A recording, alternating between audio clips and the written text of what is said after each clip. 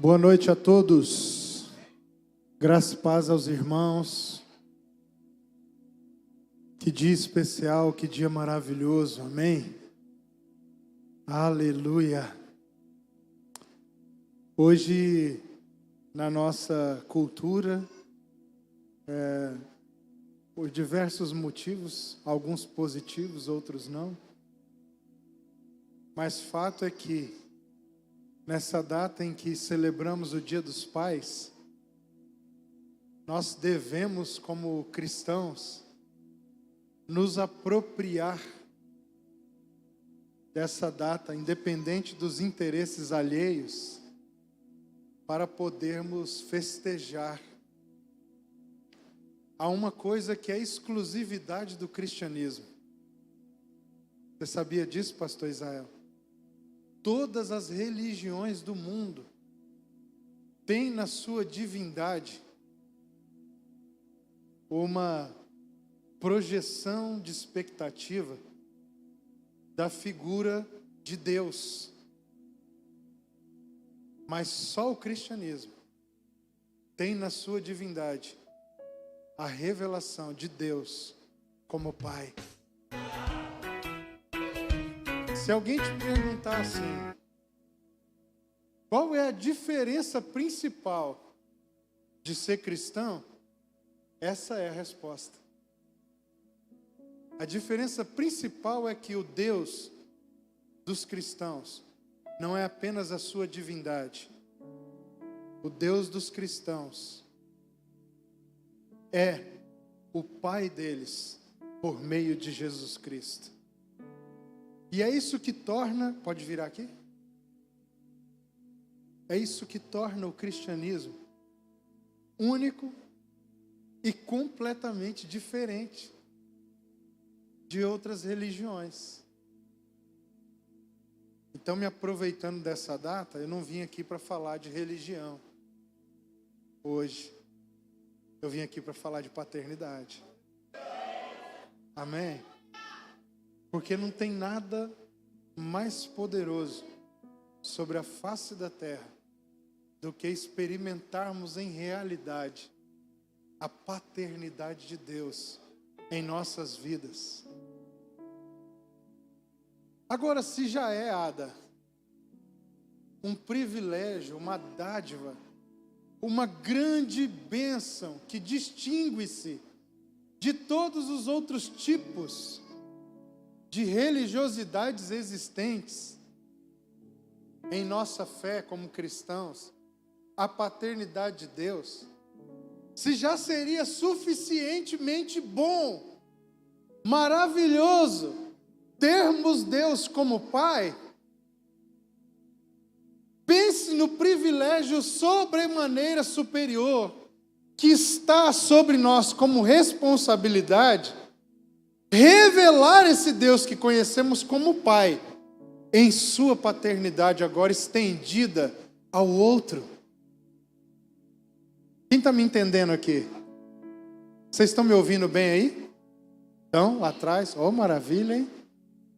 Olha, rapaz. Meu Deus. Jesus está aqui hoje, irmãos. Até o som se converteu.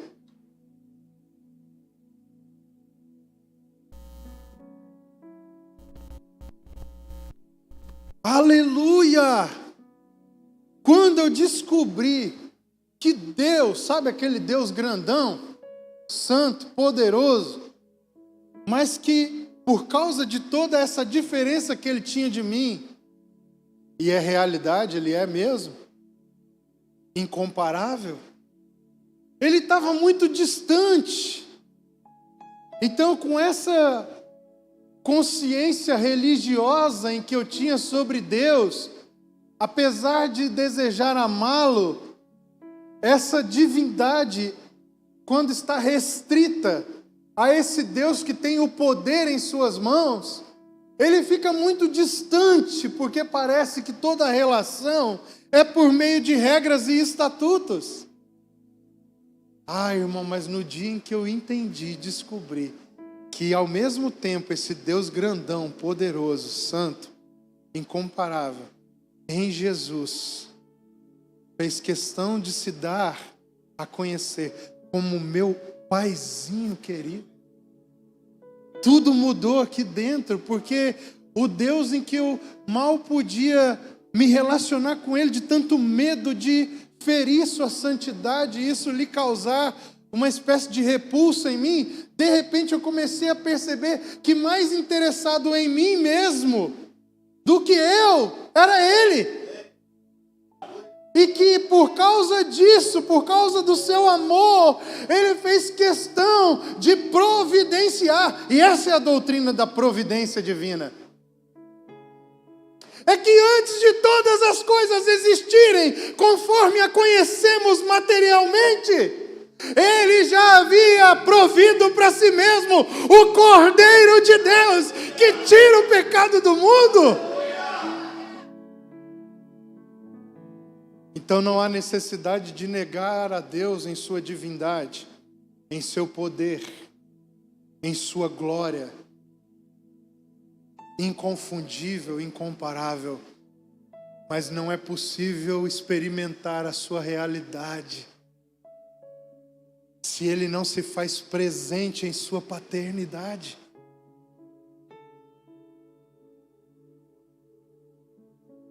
Perdemos o temor? Não, mas ganhamos a intimidade. Que junção maravilhosa! Que junção incrível e impactante! Ao mesmo tempo em que, sem precisar exigir, Ele tem do meu coração todo temor, respeito e reverência. Ele me deu uma face que eu não sabia ser possível experimentar, que esse Deus poderoso, que tem todo o poder e a autoridade, se inclinou em Jesus Cristo, na sua encarnação, e estendeu o rosto para mim beijá-lo.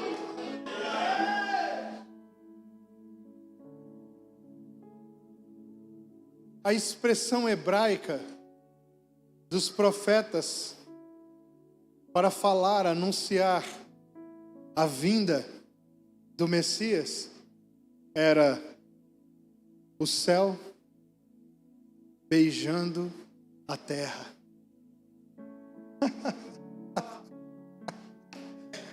Cara, Deus é demais. Mas só é possível conhecer em plenitude a sua divindade se eu tiver a ousadia de entrar diante do trono da graça por meio do sacrifício de Jesus e tocar e ser tocado pela sua paternidade. O Deus grandão se fez palpável, tocável, se fez acessível por meio de Jesus Cristo.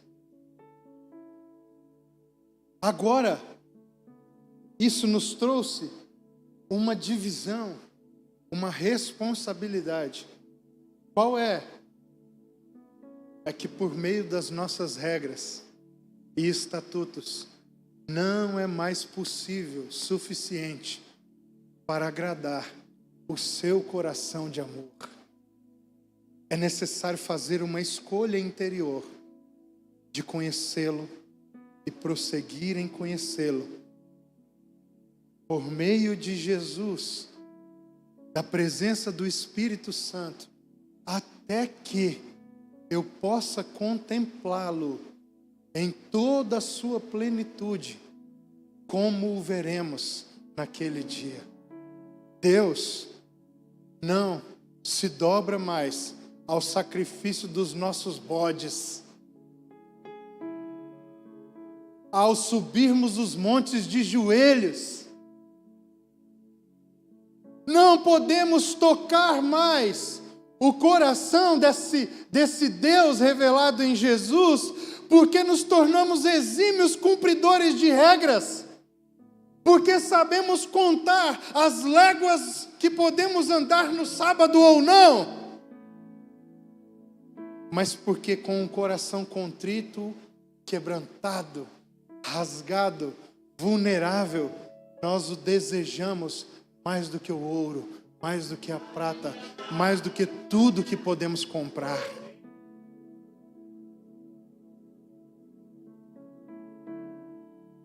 Essa é a beleza do cristianismo. O cristianismo não é belo porque ele é verdadeiro.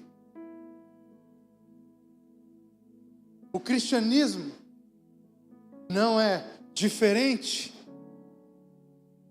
porque ele tem uma moral mais seletiva. O cristianismo é extraordinário porque a graça é maior do que o mérito. E a graça que é maior do que o mérito é para abrir para nós, pecadores miseráveis, pobres e condenados, um caminho de retorno para o coração do nosso amado. O apóstolo Paulo, em Romanos, no capítulo 12, eu não vou falar sobre isso, mas eu preciso finalizar isso para a gente compartilhar alguma coisa.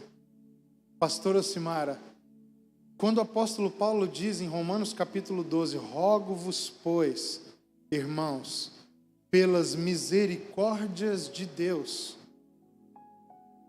vos apresenteis como sacrifício. Ele está dizendo que o que ele está pedindo, o que ele está rogando, é por meio de algo. Quantos entendem isso? Por meio do quê? Das misericórdias de Deus. Eu já vi muita gente pregar em cima de Romanos 12, 1 e 2. Mas eu nunca vi ninguém explicando com ênfase, com foco, de que só é possível o culto racional pelas misericórdias de Deus. Porque nós somos viciados na nossa religião. E as misericórdias de Deus é assunto abstrato, a não ser para aquele que experimenta isso no seu próprio interior. Mas as misericórdias de Deus não são fonte de informação capaz de ser transmitida como em uma aula. Isso é uma comida e uma bebida que nós damos de comer, que nós damos de beber, mas que não é possível convencer o homem apenas com a nossa capacidade de persuasão humana. As misericórdias de Deus são o veículo pelo qual é possível estabelecer uma relação de íntima e profunda comunhão com aquele que é digno. Mas que é digno, e por ser digno, ele é totalmente, como diz Bart, totalmente outro. Não é possível descrever com precisão a natureza de Deus. É possível imaginar, refletir, mas não é possível descrever com precisão. Por quê? Porque é uma coisa que eu simplesmente experimento e percebo. As minhas palavras, o vocabulário, a língua portuguesa, o latim, o grego, o hebraico, o aramaico, não são suficientes para botar para fora o que as misericórdias de Deus fazem com aquele que elas alcançam. A única coisa que eu posso dizer é: vem e vê o que o Senhor está fazendo comigo, o que o Senhor está fazendo em mim. Mas é porque você se esforçou? Não, é pelas misericórdias de Deus. Sabe o que significa a palavra misericórdia em grego? É a junção de dois radicais, miserocardia. Sabe o que significa isso?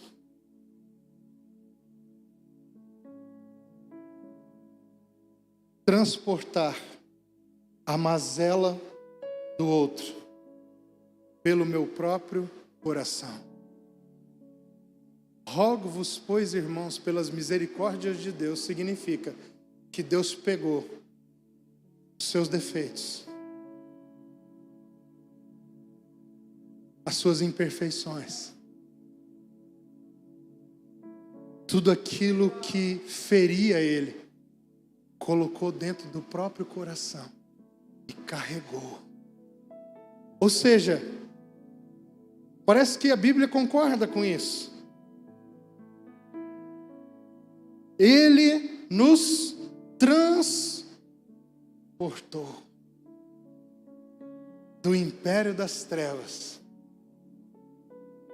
para o reino do Filho do seu amor.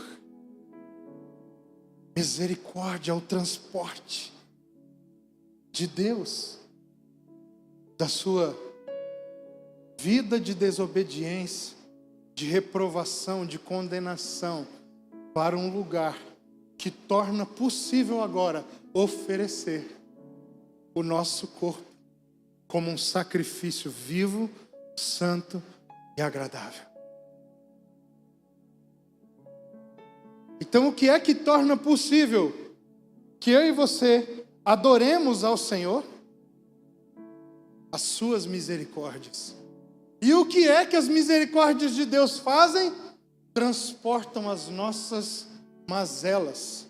Ele pega para si, ele assume para ele todo o nosso problema, o nosso pecado, a nossa indiferença com ele mesmo em outro tempo, a nossa limitação e imperfeição, até mesmo quando desejamos fazer algo para a sua glória, temos as nossas contaminações impressas no nosso eu. Então é pelas misericórdias que Ele torna possível que alguém sujo, imperfeito, como nós, como eu, nos posicionarmos como sacrifício vivo, agradável, santo e agradável. E agora Ele olha para essa atitude pífia e fala: uau, apesar de tudo, por causa do seu coração, você conseguiu me tocar. O que torna possível que eu e você toquemos o coração do nosso Senhor são as suas próprias misericórdias. Pode um Zé Ruela, como eu, fazer algo que agrade o coração de Deus? Só se for transportado, carregado pelas suas próprias misericórdias.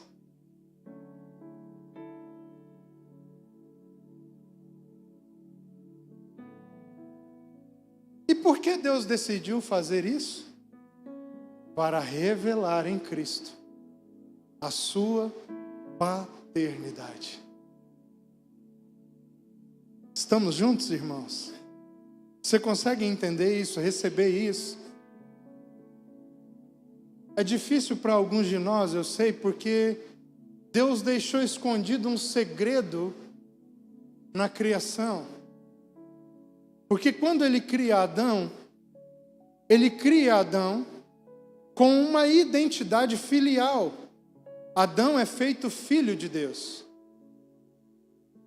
E o objetivo de Adão ser feito como filho é para que ele revele que ele não é o primeiro, mas que antes dele existe aquele que era, que é e que sempre será. Adão é o primeiro a existir, mas antes que houvesse, ele já era. Então Adão só é o primeiro na existência, mas antes de Adão está lá o Cristo, a imagem perfeita do Deus Criador. Então, quando Deus vai começar tudo que estava no seu coração, Ele começa por meio de uma figura humana que vai carregar, transportar a sua essência. E a esse ser que Ele cria, a sua imagem e semelhança, ele transfere para esse homem, a que ele dá uma identidade de filho. Então Adão é criado como um filho, amém? Por quê? Porque quando eu olho para um filho, inevitavelmente, instintivamente, eu sei que ele não é a origem. Ele já é fruto, porque não existe filho sem que exista algo antes. Então Adão é criado como filho para revelar que ele tem uma fonte, que ele tem um substrato de alimentação. Algo nutre a sua essência, algo garante a sua vocação, algo é fundamento, é esteio, é base para que ele possa se multiplicar e crescer sobre a terra. E o objetivo de Deus ter plantado em Adão essa identidade filial é que enquanto Adão se espalhasse genealogicamente por toda a terra pudesse ter a resposta correta à pergunta: qual é a origem de todas as coisas? É Deus como Pai. Não como Criador, mas como Pai. Por quê? Porque quando ele decidiu inaugurar o seu propósito, ele fez isso por meio de um filho. Estamos juntos? O pecado cria um problema nessa equação. E Adão, que era filho, perde a sua identidade e sobra apenas a sua função. E a partir da queda, Adão perde a essência e continua com o trabalho. Todos os filhos de Adão nascem com o mesmo trabalho de Adão, mas perdido da essência criacional de filho. Por isso em João, capítulo de número 1, verso 12, o Evangelho vai dizer, segundo a perspectiva da eternidade que João começa a escrever, ele vai concluir dizendo que aqueles que creram em Jesus receberam o poder, a autoridade, exousia, de serem feitos filhos de Deus. Porque nos faltava trabalho, nos faltava identidade, essência. Onde está o foco de todas as religiões?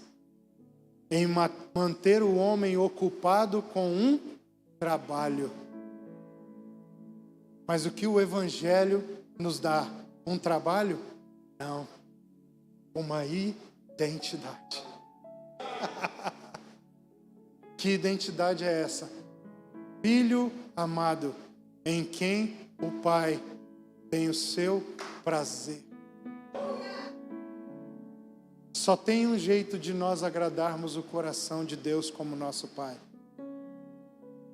Se nos concentrarmos na relação de intimidade com Ele. Porque trabalho, ainda que nós nem creiamos em Deus, nós já temos desde Adão. Corremos atrás de construir, inclusive, ídolos conforme a nossa própria imagem caída. Adoramos o dinheiro, adoramos a posse, o ter, porque não temos mais nada por dentro, precisamos construir algo pelo lado de fora, a qual nos curvarmos. Olha aqui para mim, irmão, hoje é Feliz Dia dos Pais para você também.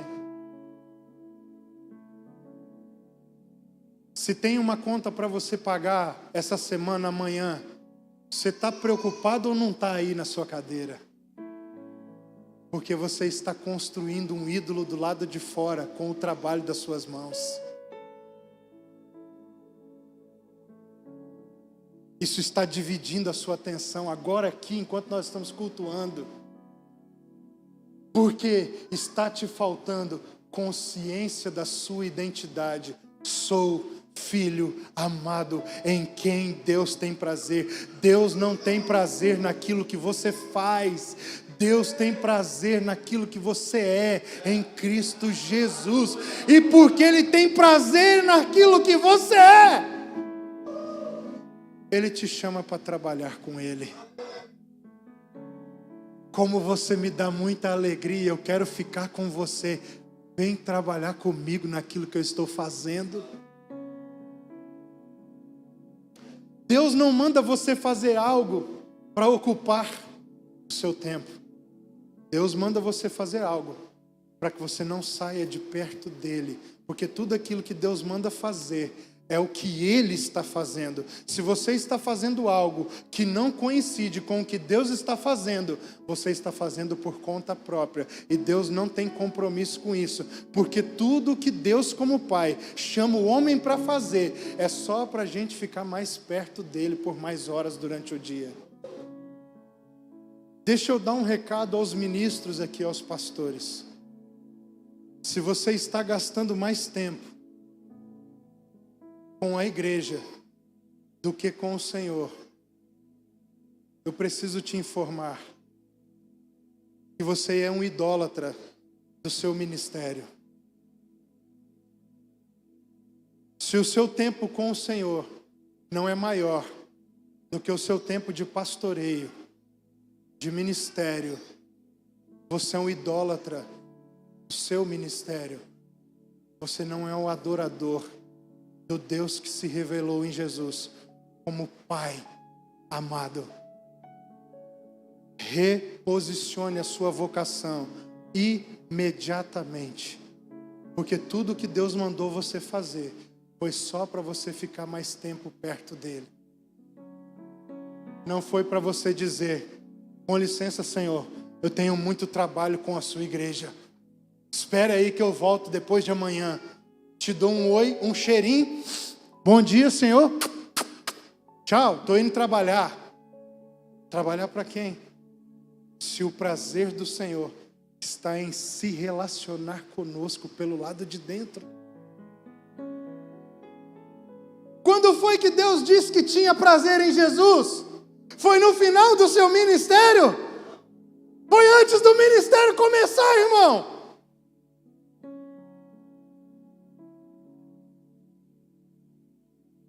Mas só para confirmar, Mateus capítulo 17, antes da última semana em que ele seria crucificado, ele chama Pedro, Tiago e João para se adiantarem um pouco mais no monte com ele. Ele é transfigurado. Ali aparecem Moisés e Elias também, com o seu corpo completamente reluzente, e os discípulos ouvem a voz do Pai do céu, dizendo pela segunda vez: este é o meu filho amado, a ele ouçam, a Ele ouçam, porque agora Jesus estava concluindo a sua obra.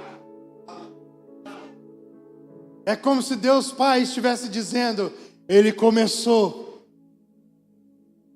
comigo e terminou no lugar onde Ele começou, sem se desgrudar de mim, sem dizer uma palavra que Ele não ouviu saindo da minha boca, sem fazer nada que Ele não tenha visto em mim. Ouçam Ele. Ele tem e mantém a autoridade por meio da vida de submissão que Ele encontrou ao manter-se completamente dependente de mim. Porque o Filho está no Pai, o Pai está no Filho, e porque o Espírito está neles, eles podem ser um no outro a mesma expressão, sem nenhuma sombra de variação. E é nessa dinâmica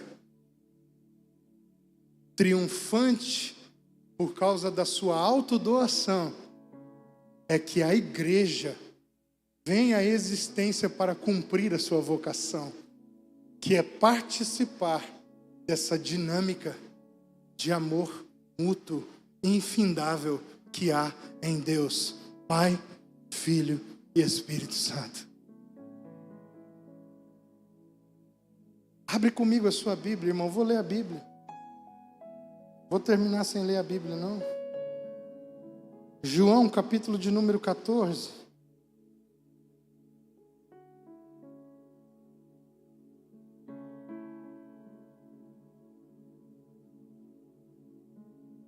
Versículo de número 7.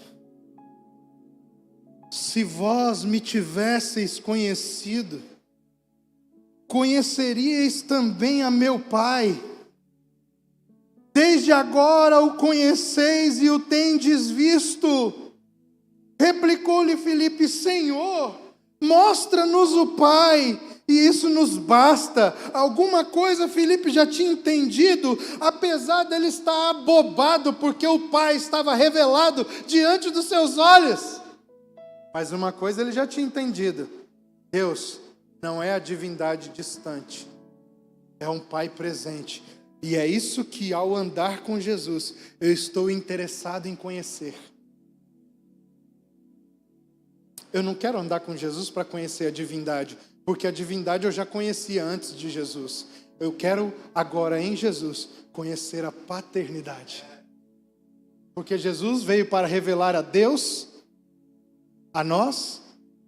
Jesus veio para revelar o Pai. Porque Deus não precisa de revelação. O universo e a criação provam a sua existência. Mas o Pai, só um filho pode revelar. Estamos juntos? Ele continua. Replicou-lhe Filipe: Senhor, mostra-nos o Pai, isso nos basta. Disse Jesus: Filipe, há tanto tempo estou convosco e não me tens conhecido? Quem me vê a mim, vê o Pai. Como dizes tu, mostra-nos o Pai? Jesus está concordando com aquilo que eu disse antes, sim ou não? Porque Deus tinha um projeto que é chamado de propósito eterno. E nesse propósito eterno, como ferramenta principal do cumprimento da sua vontade, Ele coloca o homem no epicentro da criação com uma identidade de filho. Porque Jesus veio para revelar o Pai, por isso Jesus vem como filho. E Ele está tendo esse diálogo que eu estou tendo com vocês. Filipe, aqui são vocês, irmãos. Vocês são o Filipe aqui dessa noite. E ele continua: não crês que eu estou no Pai e o Pai está em mim? As palavras que eu vos digo, não as digo por mim mesmo, mas o Pai que permanece em mim faz as suas obras. Crede-me que estou no Pai e o Pai em mim. Crede ao menos por causa das mesmas obras.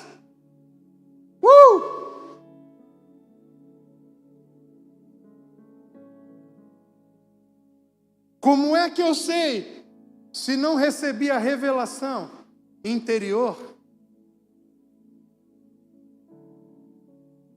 que o Pai está sendo revelado? Ao menos pelas mesmas obras.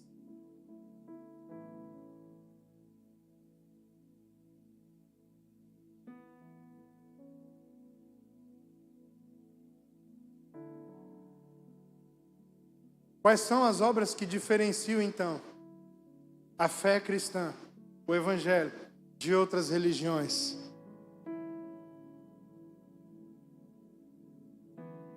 Aquelas que priorizam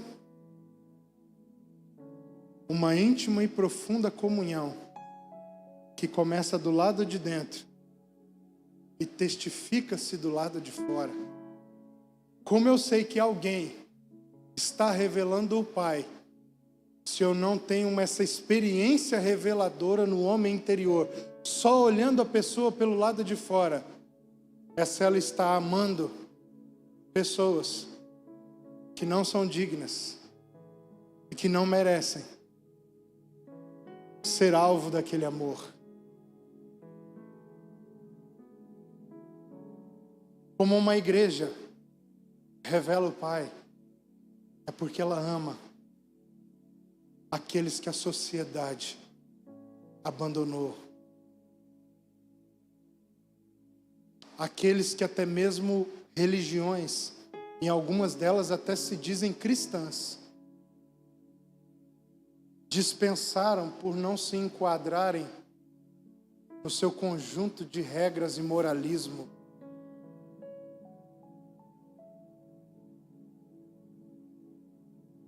Eu não preciso construir um embasamento bíblico muito forte para te afirmar isso, porque a maioria de vocês tem algum conhecimento da Bíblia.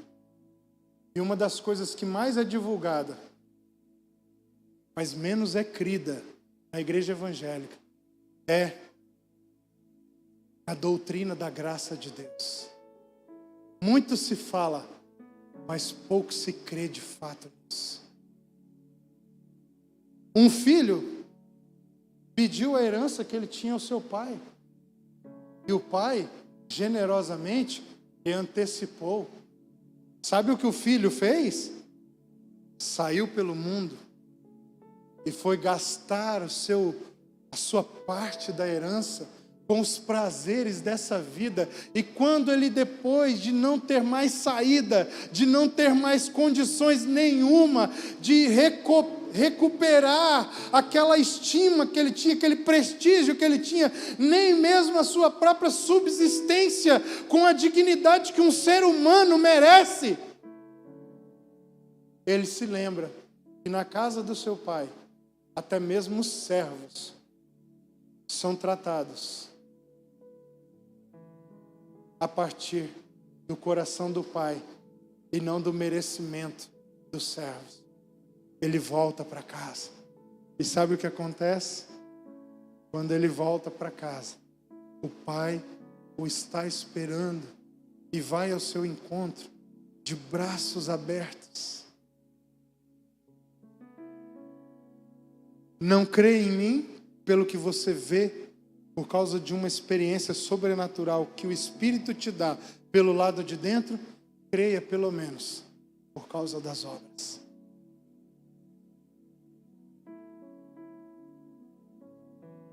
Uma certa vez eu ouvi de um pastor aqui da cidade, que num grupo de irmãos, pastores, líderes de várias denominações, alguns deles estavam falando que nossa comunidade estava mandando pessoas de barriga cheia para o inferno, porque nós apenas decidimos crer que o Evangelho precisa se traduzir com atitudes concretas de amor àqueles que ninguém mais quer amar, quer por perto. Infelizmente, irmãos, nós temos a consciência de que muitos desses que servimos comida sem expectativa nenhuma, infelizmente serão condenados. Mas se nós não conseguirmos salvar a todos, uma vida dessas vale mais do que o mundo inteiro.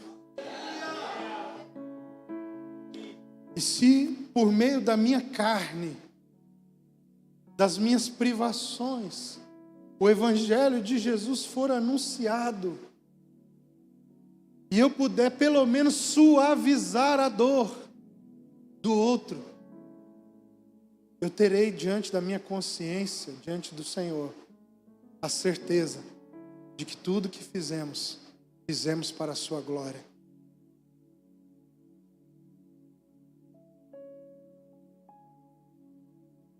As obras que distinguem o Evangelho, a fé cristã, não são as obras de poder, são as obras de amor. Porque o Deus revelado em Jesus é o nosso Abba Pai.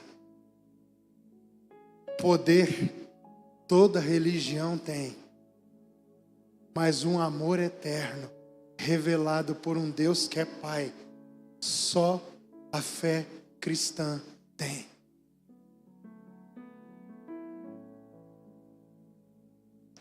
Você consegue entender isso?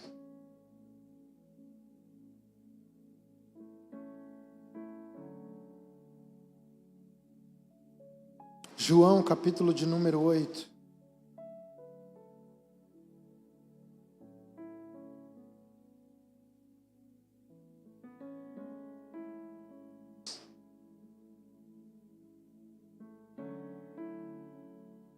E aqui começa o nosso problema para a gente terminar. A partir do verso 31, o Evangelho diz assim: Disse, pois, Jesus aos judeus que haviam crido nele: Se vós permanecerdes na minha palavra, sois verdadeiramente meus discípulos. E conhecereis a verdade, e a verdade vos libertará. Preste atenção, irmão. Quero falar algo aqui, tome muito cuidado, principalmente quem me ouvir pela internet depois. Ortodoxia não é sinônimo de fé autêntica.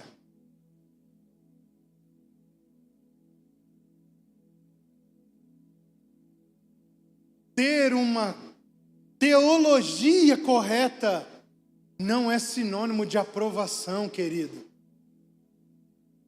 Tem muito cristão que tem uma teologia correta. Jesus estava falando aqui para os judeus. O que diz aí, verso 31? Que judeus? Os judeus que criam nele, cara. E o que foi que ele falou? Se vocês permanecerem na minha palavra. O que vai acontecer se eles permanecerem na palavra dele? Lê aí, para não dizer que eu falei. Verdadeiramente sereis meus discípulos. E o que vai acontecer se eles verdadeiramente forem discípulos dele? Então é possível permanecer na palavra e ainda não conhecer a verdade. Porque para a fé cristã, para o Evangelho, verdade e palavra não são exatamente a mesma coisa. Porque ele disse, se vocês permanecerem na minha palavra, verdadeiramente serão meus discípulos. E se verdadeiramente vocês forem meus discípulos, conhecereis a verdade. Como é que eles só vão conhecer a verdade depois, irmão? Se eles já conheciam a Bíblia?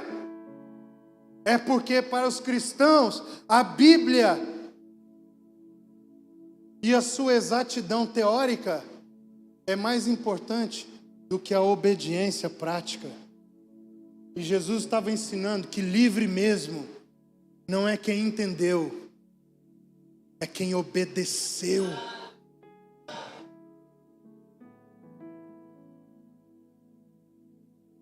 A primeira distinção que o texto faz, verdade e palavra, Rafa, não são a mesma coisa. Porque Jesus disse para eles, se vocês permanecerem na palavra, aí sim vocês vão conhecer a verdade. E se vocês conhecerem a verdade, vocês serão libertos. Tem muito crente que conhece a Bíblia, mas não é liberto. Porque ele só permaneceu no texto. Na teologia, só permaneceu no conhecimento, mas o coração dele ainda não foi afetado pela verdade que as Escrituras revelam. Cuidado, irmão, saber coisas sobre a Bíblia e sobre Deus não é sinônimo de aprovação espiritual, querido. A aprovação espiritual vem da parte de Deus quando você vive aquilo que você entendeu. Tem muita igreja, pastor, crente morto, cheio de razão.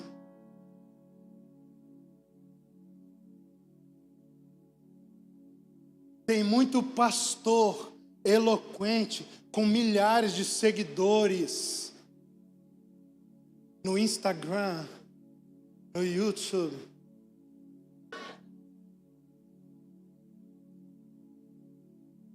Mas sem a presença de Deus, ensinando doutrina correta, mas com uma vida que não pode ser imitada. Nós não estamos atrás de apostilas. Nós queremos conhecer a Cristo. Se tudo que você tem para oferecer para alguém é uma informação correta, o seu cristianismo está reprovado. Porque, primeira diferença, distinção que Jesus faz nesse texto: palavra e verdade. Amém? Amém? Segunda distinção, você acha que acabou? Tem uma muito pior. E talvez você nunca percebeu. Olha o que ele vai continuar dizendo aqui. Gente, cadê o texto da Bíblia? Aqui. Responderam-lhe, verso 33, somos descendência de Abraão, e jamais fomos escravos de alguém. Como dizes tu, sereis livres? Olha aqui para mim. Você sempre pensou nesse texto que eles diziam que eles eram filhos de Abraão, sim ou não? Mas ser filho é diferente de ser descendente.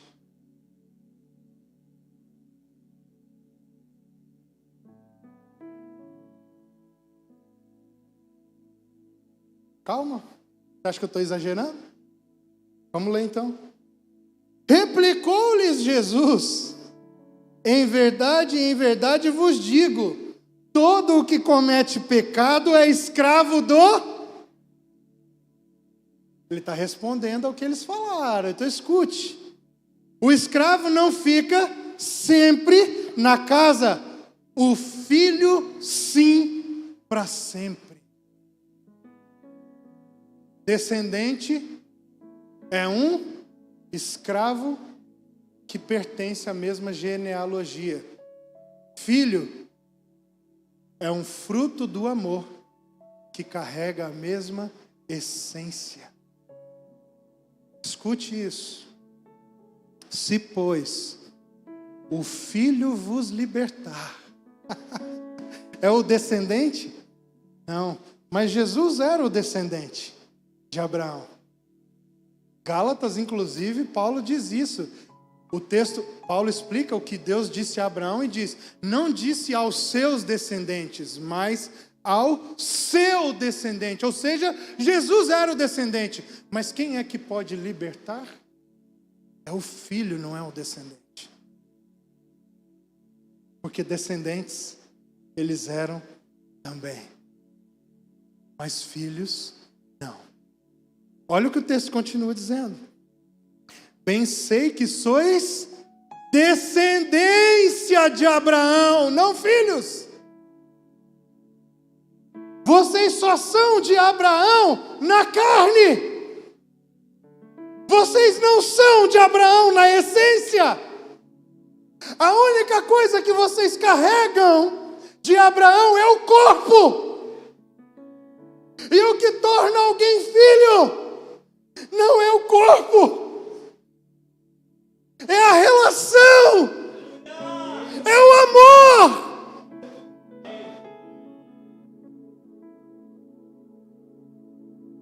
Hoje, irmãos, eu estava com a minha família lá na cidade de Alta Floresta, com os irmãos do Tameon, e de manhã nós viemos para cá para almoçar em família.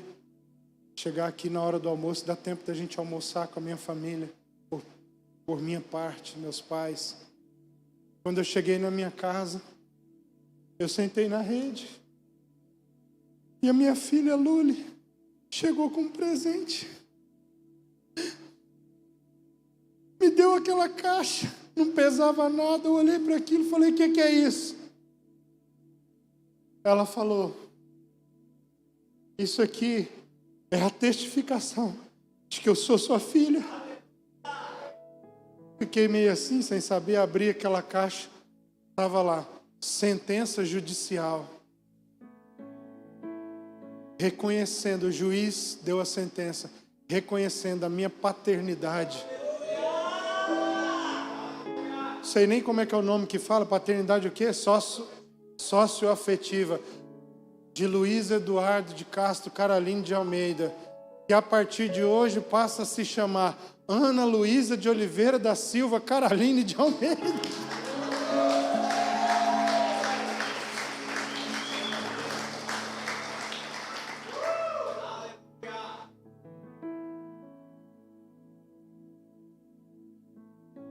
O que Jesus está dizendo aqui?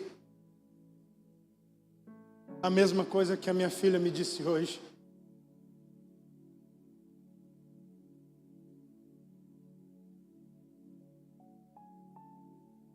Não é que isso importe tanto para mim, importa muito para ela. Mas logo hoje,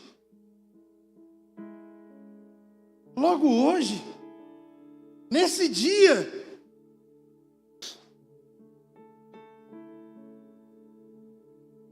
é uma coisa que nós estamos esperando há meses. Mas acontecer nessa semana, nesse fim de semana, esse recado chegar ao meu coração, num dia como esse.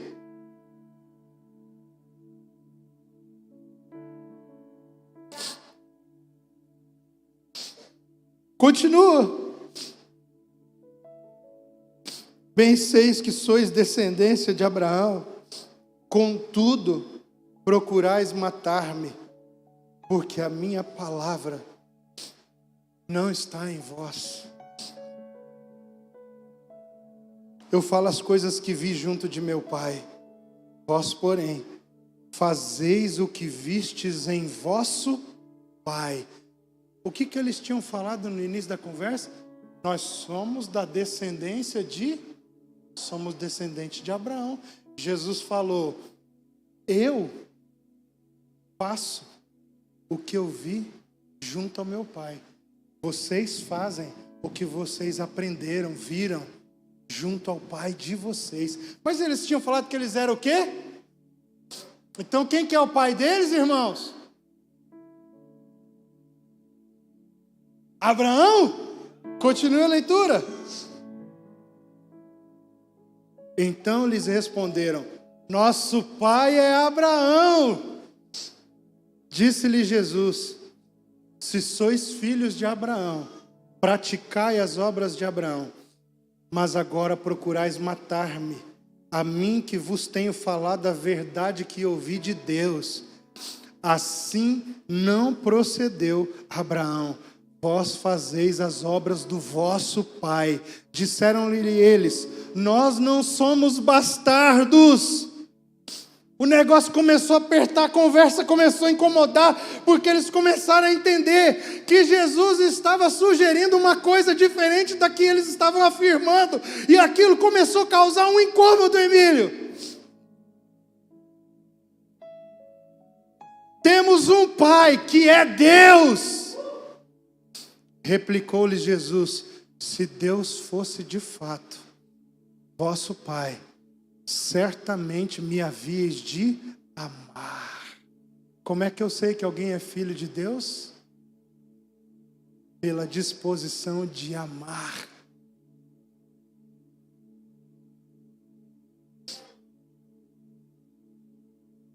Porque eu vim de Deus e aqui estou, pois não vim de mim mesmo, mas Ele me enviou. Qual a razão? Porque não compreendeis a minha linguagem? É porque sois incapazes de ouvir a minha palavra. Vós sois do diabo, que é vosso pai, e quereis satisfazer-lhe os desejos. Ele foi homicida desde o princípio e jamais se firmou na verdade, porque nele não há verdade. Mas Jesus disse para eles que eles tinham a palavra, era só permanecer. Mas chega no final do diálogo, Jesus está dizendo que eles até podiam ter a palavra, mas neles não estava a verdade. Consegue entender que são coisas diferentes? Porque verdade só é possível capturar pela relação.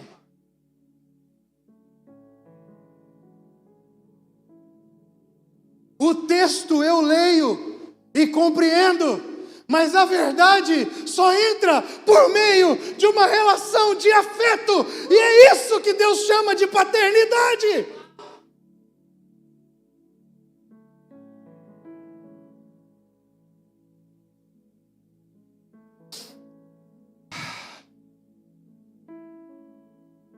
Quando ele profere mentira, fala do que lhe é próprio, porque é mentiroso e pai da mentira. Mas porque eu digo a verdade, não me credes. Quem dentre vós me convence de pecado? Se vos digo a verdade, por que razão não me credes? Quem é de Deus, ouve as palavras de Deus. Por isso não me dais ouvidos, porque não sois de Deus.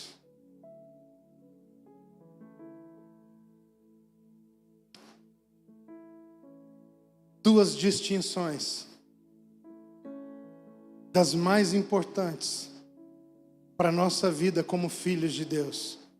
A primeira é: palavra e verdade podem andar juntas. Mas se nós não estivermos dispostos a entrar numa relação íntima e profunda com Deus como Pai, nós podemos parar na palavra e não sermos alcançados pela verdade. E se isso acontecer, podemos ser até da descendência de Abraão, tendo o diabo como nosso pai. Porque a paternidade de Deus se dá por meio de uma disposição, uma inclinação para o amor. Não para as regras, não para o conhecimento, não para saber o que é pecado e o que não é pecado. Porque para aquele que ama, ele está disposto a renunciar até aquilo que não é pecado, quanto mais aquilo que ele sabe por consciência que desagrada o coração do seu Senhor. Toda vez que eu preciso ficar convencendo alguém de que algo é pecado, me surge um ponto de interrogação. Se é necessário persuadir alguém sobre o pecado, será que não está ali faltando amor?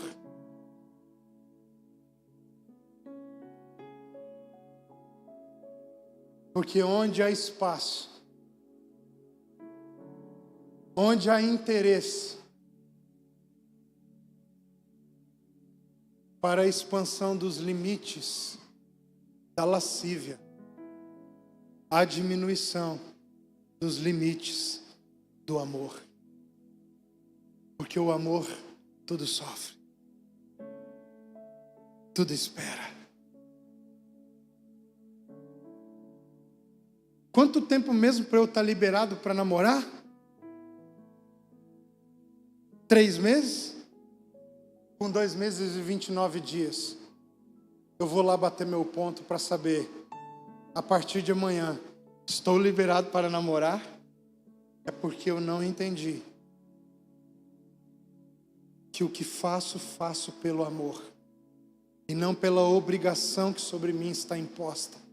E toda vez que você e eu agimos por uma obrigação com Deus, nós estamos nos tornando, agindo como filhos do diabo, em que temos a palavra como uma lei, mas não conhecemos a verdade por causa do amor.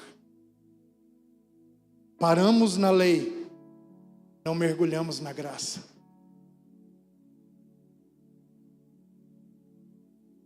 A minha pergunta hoje é, primeiro, feliz Dia dos Pais, irmãos. E depois é, quem conhece você e vê você vivendo, está pensando que você é filho de quem? O seu jeito de viver, irmão, está revelando Deus como Pai? Ou está colocando as pessoas em dúvida sobre quem Deus é? O seu jeito de se relacionar com seus filhos é cheio de amor ou é cheio de regras? Está sobrando amor nos seus filhos, nos seus amigos, na sua esposa, no seu marido? Ou está sobrando obrigações a serem cumpridas? Você anda pela lei ou você vive pela graça?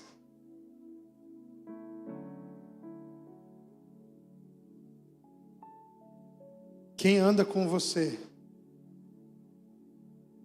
pelas suas obras, está achando que você é filho de Deus? Ou está pensando que você é descendente da religião?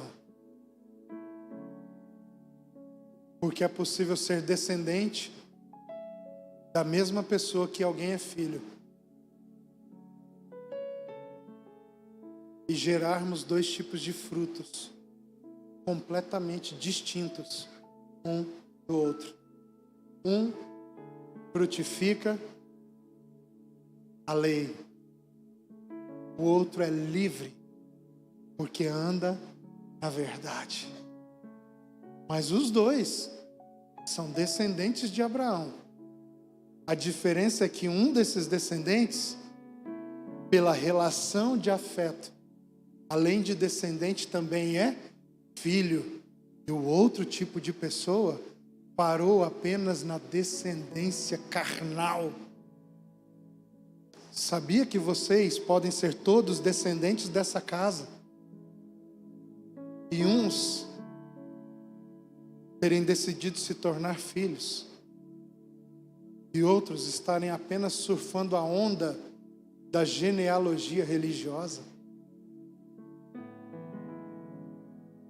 Sabia que é possível que os seus amigos estejam convivendo com você e pensando que a sua divindade é um Deus semelhante aos das outras religiões, porque o seu jeito de viver não revela a paternidade de Deus, mas só sua divindade, só o seu poder, mas não revela o seu amor?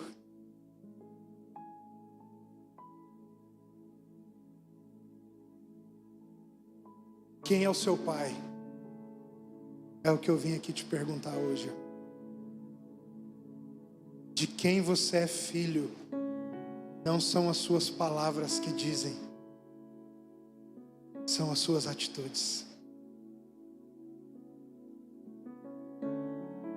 Eu cresci aqui em Cacoal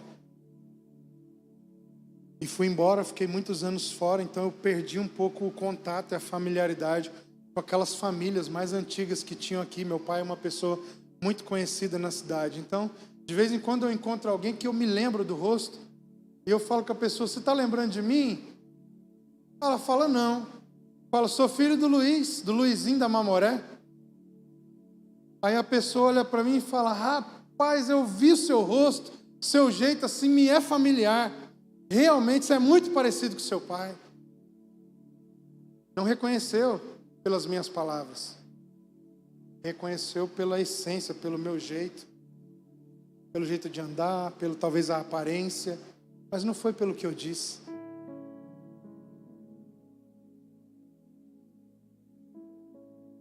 Apesar de que meu pai é desse tamanho assim.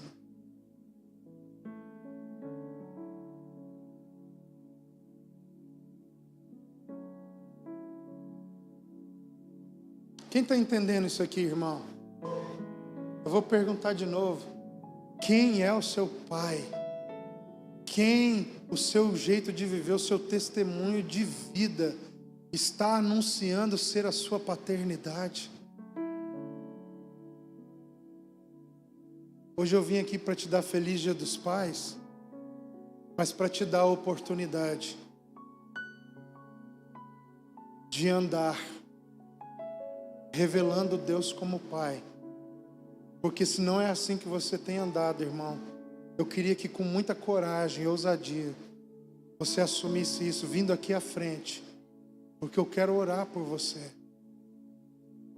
Se o seu jeito de viver não está revelando a paternidade de Deus, eu quero que você saia do seu lugar agora, porque eu quero orar com você. Porque essa é a coisa mais importante da fé cristã. Deus deseja ser conhecido em toda a terra como Pai de amor. E não como um déspota que está no trono para condenar aqueles que não seguem as suas regras. Aleluia. Feche os seus olhos, comece a orar.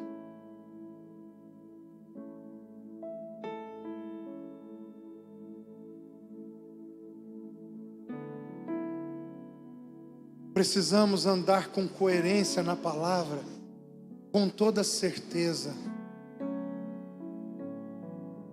Mas eu queria, irmão, chamar você para experimentar esse amor.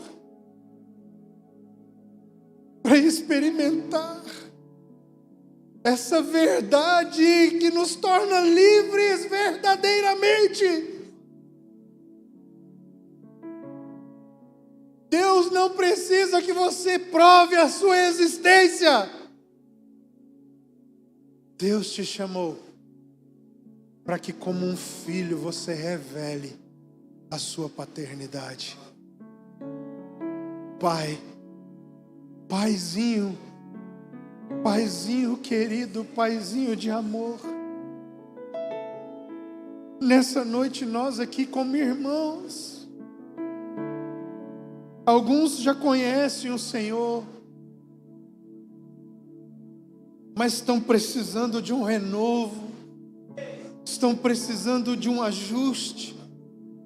Alguns já experimentaram o Senhor, mas passaram a andar preocupados apenas com as regras, com a lei, e deixaram essa amizade profunda e íntima. Outros de nós nem conhecemos o Senhor como Pai ainda, apenas o Deus da religião. Mas hoje, com todo o nosso coração, com todo o nosso ser, independente de quem somos dentre essas pessoas, nós queremos nos abrir para experimentar a verdadeira identidade de filhos do seu amor, e por meio de uma íntima comunhão com o Senhor, andarmos revelando a sua paternidade eterna a todos aqueles que pudermos. Todo o nosso esforço, Senhor, hoje é para estarmos com o Senhor e conhecermos o Senhor por meio de uma vida de adoração em espírito e em verdade, carregados em suas misericórdias, para que o que falemos porque ouvimos do Senhor, para que o que fazemos porque vimos o Senhor fazer, para que a nossa vida seja marcada pelo amor, e não pela religião, não pelas regras, não pela lei. Não queremos aceitar sermos apenas descendentes. Nós queremos andar como filhos, filhos do seu amor. Eu oro, abençoo para que cada um dos meus irmãos aqui hoje possa experimentar a sua doce presença, que nos afirma de dentro para fora e que nos dá a convicção e o desejo profundo de andarmos em comunhão, em intimidade com o Senhor todos os dias, até que não sobre mais nada de nós, apenas o Senhor bradando de dentro dos nossos corações. Ame o mundo através de nós.